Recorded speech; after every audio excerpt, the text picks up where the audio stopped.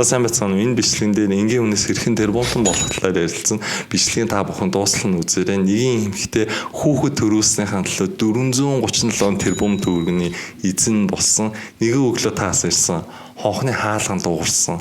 Хаалгаа нийтэл таны 3 жилийн өмнө ирж байсан эмэгтэй чинь нэгэн хүүхэд дагуулаа ирсэн. 3 настай. 3 настай хүүхдийн эхний өвгөн аава. За бидний ярихч буй залууг Шифен гэдэг. Шифен Вансиконы маш сайн найз. Энэ Вансикон энэ сэдвээр яригдах болно бидний найз.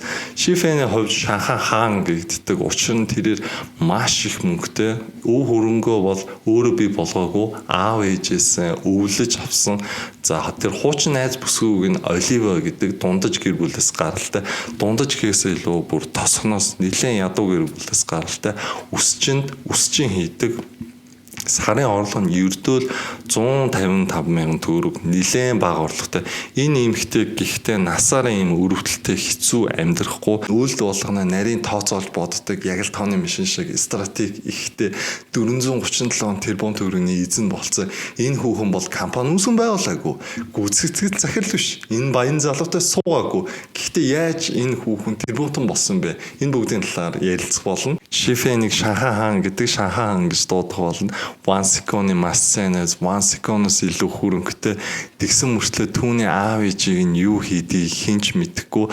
Хүмүүсийн таамаглаж байгаагаар бол CITC гэх банкны захирал гэж яригддаг юм байлээ. Энэ банк нь олон улсын банк бөгөөд ранкаараа дэлхийд 20-т жигсдэг банк.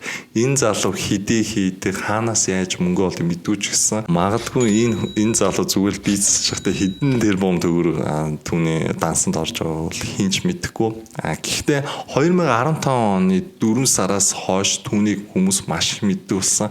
La Ferrari гэх машин барьж байгаад осолд орсон. Та нар магадгүй бодож байгаа хэлтэй энгийн нэг осон штэ хин тааматын яагаад энэ мэдээгээр гардыг La Ferrari гэх энэ машин дэлхийд 499 ширхэг байдаг. Түүний 2 шанхаад байдаг. Энэ машины ослын засвар нь 4.2-оос 6 тэрбум төгрөг болсон. Энэ залуу осол дээр ямар байдалтай байсан бэ гэхээр хөршүүтэн зураг авч ирсэн. Энэ үед хөлөө буулгацсан. Машиныхаа хаалгыг онгойлгоцсон, ажилтны машиныг хүлээж байсан, PUBG тоглолцсон. Энэ залууд хүний урманд нэг ширхэг хүйсч тусаагүй. Та бүхэн боддоо бид нар нэг аваар хийхлээр яадаг вэ? Машины осол хийчвэл даатглаа дуудана, цагдаа дуудана, бөөн стресс, бөөн гуниг. Одоо энэ төлбөрийн яана гэх мэт. Энэ залуу юу ч болоогүй, ямар ч реакшнгүй байсан. Тиймээс энэ залуу хэр мөнгөтэй гэдгийг хүмүүс ойлгож байгаа үстэй. Оройн энэ залуугаар мем хийсэн. Тэр оройд бол бүр хандлт нэлээд өндөртэй. Эмэгтэйчүүд тэр чигтээ дуурлж исэн эмоцгүй залуу гэл. Гэтэ энэ залуугийн анхны осол нь бол энэ байгаагүй. Мөн 2014 онд аваар хийжсэн Porsche 918 Spider гибер машин гэдэг баячуудын үед машины 3 хувадаг тансаг зэрлэгийн машин. Mercedes, BMW, супер машин, Lamborghini, Ferrari, гибер машин нэлээд тэрбумтай хүмүүс ундаг. Нэгin эмэгтэй найз нь машин барь сурж ирсэн. Тэгсэн чинь Шанхай чи машин барь сурмаар байна уу? Хараа. Ялсан чинь нөгөө эмэгтэй. Тэгээ. Нөгөө эмэгтэй машина барьж байгаа л хаазыг Тормс гэж андуураад нэлээд хурдтайгаар мод мөргөө тэр машиныг аваарт оруулсан. Аваарт оруулсан эмэгтэй нь айд сандрал стресстэй хөлрөөл Үйлэл бизнес харуулган ийм мөнгө өгöd хүү гэсэн чинь засуулах мөнгө нь 6 тэрбум юм байна л да.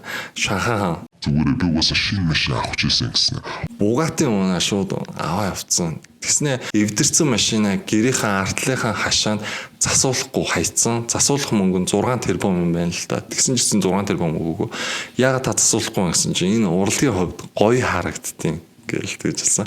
За түүний гэрийнхэн доороо том гаражтай маш олон супер машинуудтай 3.8 тэрбум, McLaren 5.4 тэрбум, Kona за үүгээр ч зогсохгүйгээр хөлөг онгоц 100 тэрбум, хувийн нисдэг тэрэг 178 тэрбум, сар бүр 45 тэрбумыг аав ээжээс авдаг хэлсэн. Тэгснэ нэг амар утгагүй өгнөттэй тэр лаглаг машинуудаа хараснаа. хүн мөрөөдөж чадаа зорилгынхаа төлөө үнэхээр шаргуу үлмэрч чадгал юм бол та энэ бүх эд хөрөнгөтэй боломж бас нэг амьдралаас хаяа нэлээд холоор юм ярьдаг. Аав ээж л мөнгө өгж байгаа шүү дээ. Шанхай хаанд аав ээж нь сар бүр 45 тэрбум төгрөг өгдөг. Энэ мөнгийг яаж үрж зарцуулдаг вэ? Энэ залуу тамхи татах дуртай. Хятадд тамхи ердөө 5,000 төгрөг. Гэхдээ энэ залуу сигарет татдаг. Сигарет нь 11 сая орчим төгрөг. Өдөрт нэгийг л татдаг. За сартаа нэг 28-аас 30 хоног гэхлээр сард нэг за 330 сая тамхин зарцуулагчдаг. За мөн пүүз цуглуулах дуртай sneakers өмсдөг. За нэг пүүзлэх Nike-ийн 198 сая төгрөгийн үнэтэй пүүз өмсчдөг. Та бүгдийн харж ажиллаа энэ Back to the Future хэмээх энэ пүүзэр хүмүүнуудаа тэгснэ нэлийн залхуу яаж гутлаа тайлахтаа зүгээр л хөлөөрөө тайлчихна. Тэгснэ пүүзээ углааш шиг л өмсчдөг. Пүүзийг бол ер нь хайрлна гэж байхгүй. Хэрвээ ямар нэгэн хүн үнэтэй пүүз өмслөө гэхэл бараг л вакуум орчинд хийгээл гэртээ нэг ингээд хадгалцдаг да. Тийм бол ерөөсөө байхгүй. Гэхдээ пүүз цуглалт хүмүүс би хаяа айдаг холуур байдаг. Хаяа нэг бүтлгүүтж дээр нь гიშгчдэг. Тэгээд бүр жинхэнэ алуулдаг. За тэр жахаа энэ залуу муу night club орох дуртай. Нэг night club орохдоо шампань заавал худалдаж авдаг. Ace of Spades хэмээх энэ шампань 3 сая төгрөгийн үнэтэй. Нэг орохдоо заавал 10-ыг авдаг. Тэгэхээр 300 сая бас үргэлжлэж байгаа. Шанхай хаанаас 1 секунд хүртэл айдаг. 1 секунд гэр бүлийнхэн компанийн бүх мундаглаг одод руу ууралж чаддаг мөртлөө Шанхай хаан руу хизээж уулж чаддггүй. 1 секунд бас нэг удаа ингэж иргсэн байдаг. Найзуудтай бах над мөнгө хамаагүй. Учир нь тэд нэр хизээж миний баяны хэмжээнд хизээж хүрэхгүй гэсэн чинь комент ороод ирсэн. Шанхай хаанаас нь би яах вэ гэсэн чинь 30 минутын дараа жиргээ шууд устгацсан. Шанхай хааны бас нэгэн мөнгө өрдөг зүйл нь сар болон 3 тэрбум төгрөгийг саксныхаа багада үрдэг. Хятадаас хамгийн лаглаг мундаг гэсэн одуудыг авчирч өөрийнхөө хятадынхаа лигт тоглуулдаг. Гэхдээ тэд нь муу.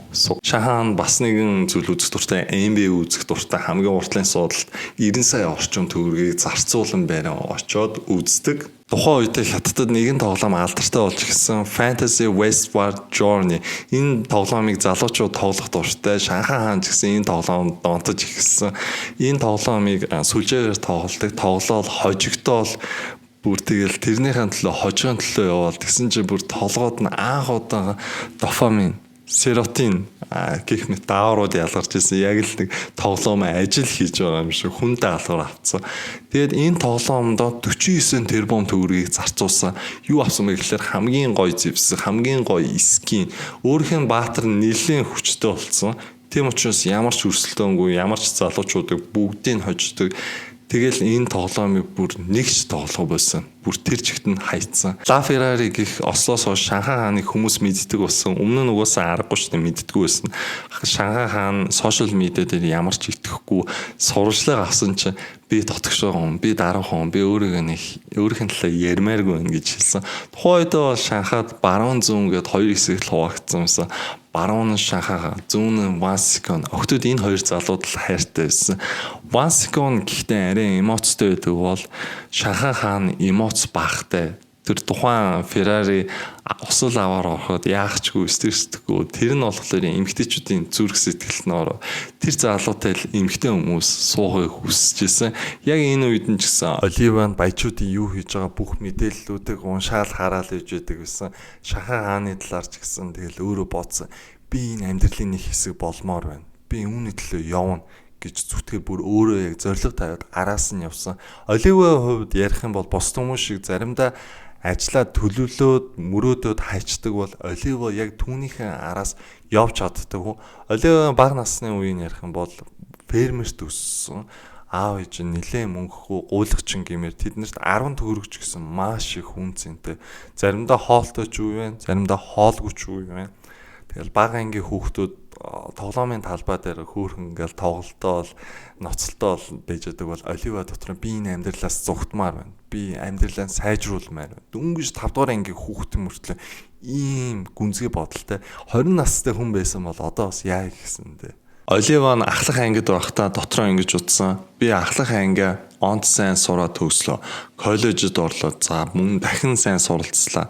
Сайн гайгүй цалинтай ажилд орлоо гэж бодоход би дуун давхаргаасаа хизээж гарч чадахгүй мэн гэж итгээд 11-р ангидаа сургуулаа шууд хайцсан. Түүнээс хойш сонин ажил эрхлээд үсчингийн газарт үс угаалганы ажилд орсон. За тэгэл хүний тостой үсийг угаагаад сарда ердөө нэг 155 мянган төгрөг хүний тэр тостой үс тэгэл өдөржингөө савн шампунь гэл гар нь хуурашаал өөрөө дотроо ингэж бодсон маа. За би баян эртээ танилцахын тулд хаашаа явах вэ гэж бодоод Шанхай руу явсан. Шанхайд нь байр авж байгаа ирчүүд нь илүү амжилттай байх гэж бодсон. Гэхдээ түүний буруу байсан. Хоёрхан шалтгаанаар л хятад ирчүүд тэнцээ байр авд юм билээ. Гэрлэх гэж байгаа гэрэлсэн ирчүүд л тэнцээ байр авдаг. Хятадын соёлд хэрвээ ир хүн гэрлэх юм бол заавал байр авах хэрэгтэй юм билээ. Тэгснээс биш ганц би ирчүүд нь байр аавна гэж хизээж байхгүй.